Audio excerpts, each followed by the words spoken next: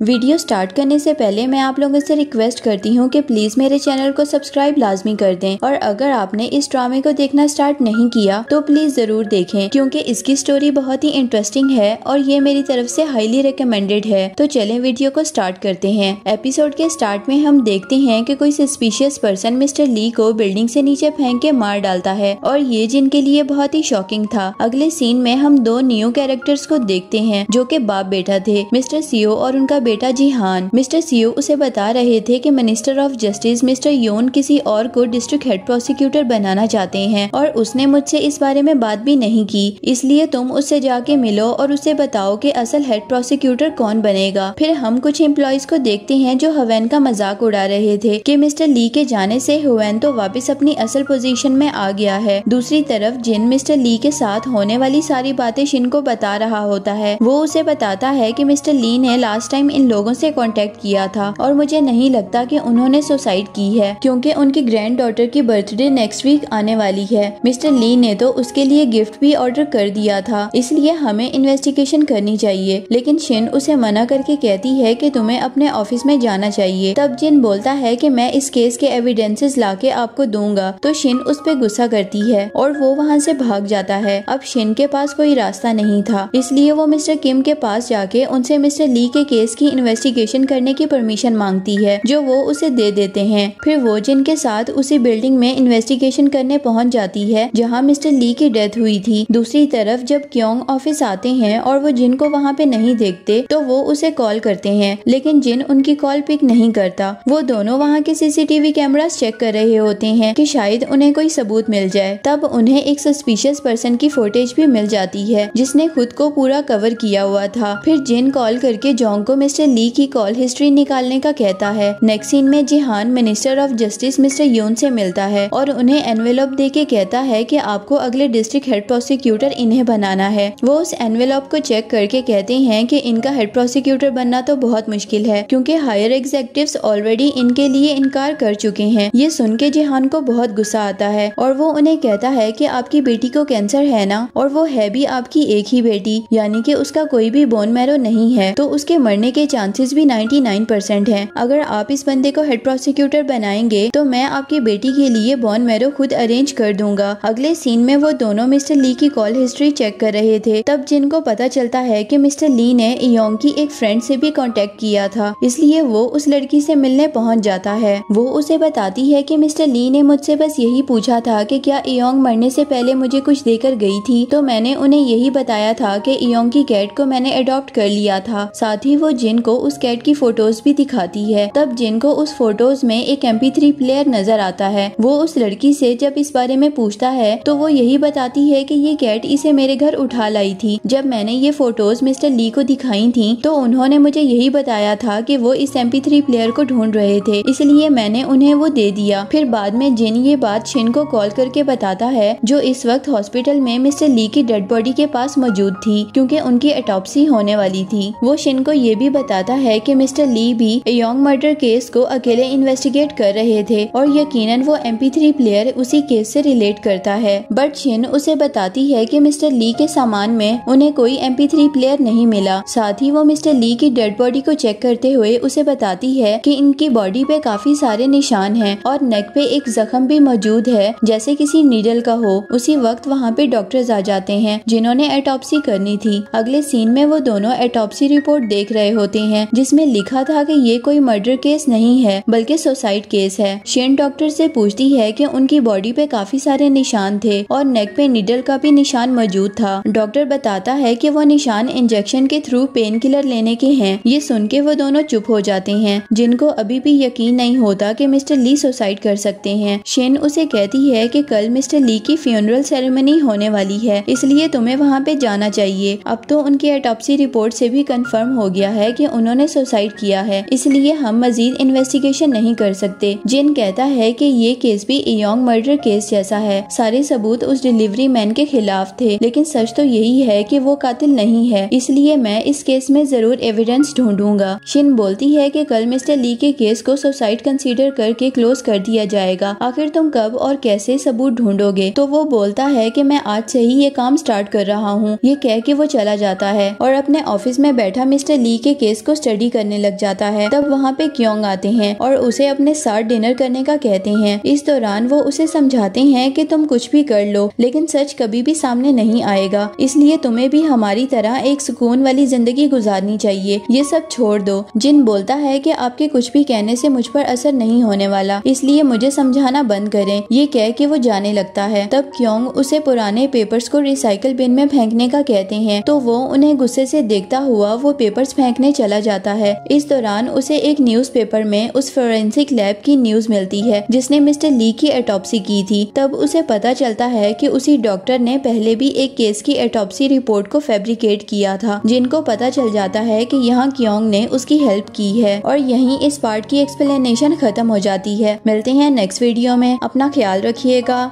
Good bye.